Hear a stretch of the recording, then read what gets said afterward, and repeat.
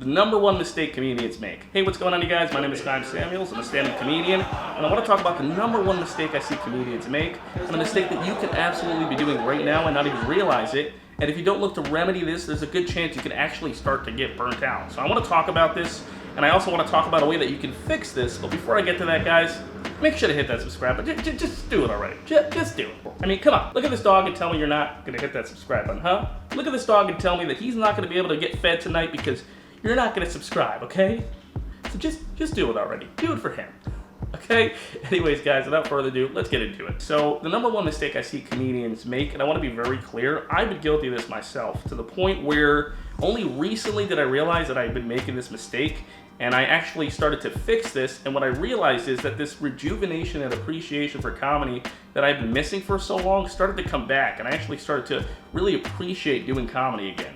So let's get into this. So usually what happens for comedians is when they start off doing comedy, there's kind of this grace period where they're just starting to learn how to be a comedian, and it can be kind of daunting because you're not doing usually very good, you're not getting very many laughs, and it can kind of get depressing. But I guarantee if you stick with it, there'll come a period after that where you'll start to get a little more comfortable, and some of the jokes that you've written will actually start to work. And over a specific period of time, you'll actually start to accumulate a certain amount of jokes. And at the end of it, you'll actually have, let's say, a type 5, where now you can feel comfortable going to a show and performing. And it's a really great feeling. Now, here's where there could be a problem. With this feeling can come a sense of relief, where you'll feel like, thank God, I don't have to go back to doing this open mics again. You know, I've been bombing for so long, and now I'm actually performing on stage and getting laughs. Thank God I never have to go back to that world again. Now, the big issue with this type of thinking is that although it's understandable that you might be scared to go back to that period where you were bombing, because in order to write new material, you have to actually risk bombing in front of a crowd. And when you've kind of been through that and now you're actually doing good, it can be really scary to put yourself out there again, because now you feel like, finally, I'm starting to get laughs. I don't want to go back to bombing again. And what happens when you don't write new material is that you start doing the same material over and over again, to the point where you'll actually start to feel like your material is getting stale. Now, the crowd is usually pretty in tune with what's going on with the performer, even if it's like subconscious. Like if a comedian gets up and he's really nervous, the crowd usually feels that. If he's really calm, the crowd also usually feels that. And what happens is if you keep doing the same material over and over again, and you start to feel like you're kind of on autopilot and your stuff starts to feel stale to you, the crowd will kind of sense this. And if you keep doing the same material over and over again and not trying getting new things, you'll start to actually get less laughs because your stuff won't feel as fresh anymore. And you'll start to get really aggravated and think to yourself, like, why is this happening? I've been doing this for a while, and I went through this whole period where I was bombing, and now I'm doing good. Why is this material not doing as good anymore? And it'll start to get really frustrating, to the point where you'll start to feel like you're kind of running in one place, and you'll start to actually kind of burn out. I say all this because I went through a very similar experience. It took me a really long time to start actually getting into the clubs, like 3 years. And finally, when I started getting into the clubs, I felt kind of this sense of relief. Okay, now I'm doing shows on the regular. It feels really great. I don't really have to go back to that open mic life.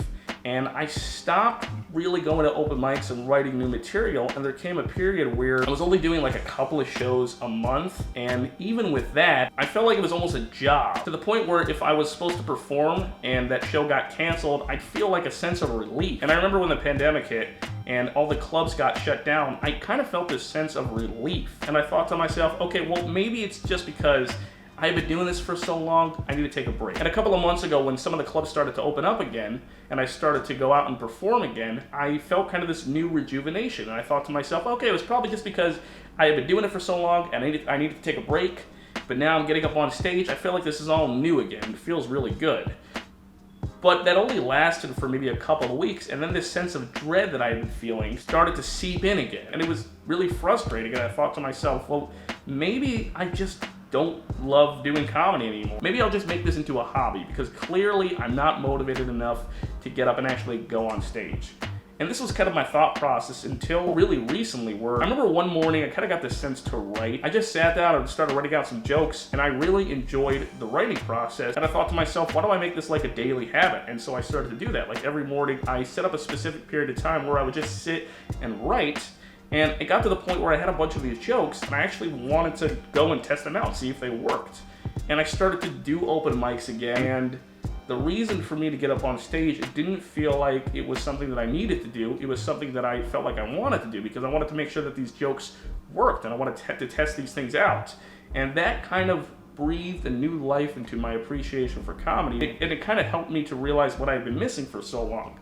And it was, I just wasn't challenging myself. I had been doing the same material over and over again, and I felt like I was kind of going through the motions, and the fact that I'd been writing again and performing and trying out new stuff really started to challenge me and make me feel like I wanted to do this again. And I specifically wanted to make this video for any comedians out there who felt kind of like they were in this place where they were feeling stuck. It's important that you continue to write and try to really challenge yourself when it comes to comedy. Even if at the beginning it might feel scary to go back to that time where you're starting to bomb again and not particularly getting those laughs as you're used to. It can make you feel like you're regressing, and trust me, the fact that I'm writing new stuff and getting up on stage, I am bombing a decent amount. And it doesn't feel that great, but at the same time, it does feel really good to challenge myself again. And I guarantee it's worth it to put yourself through that because it'll make you become a better comedian, and it will also help you to continue feeling creative and feeling motivated to do comedy. So yeah, those were some of my thoughts I wanted to share with you guys. Let me know down below if you agree with what I said. I'm coming out with content every single week, so make sure to hit that subscribe button, guys. Thank you so much, and enjoy the rest of your day, you guys. You deserve it.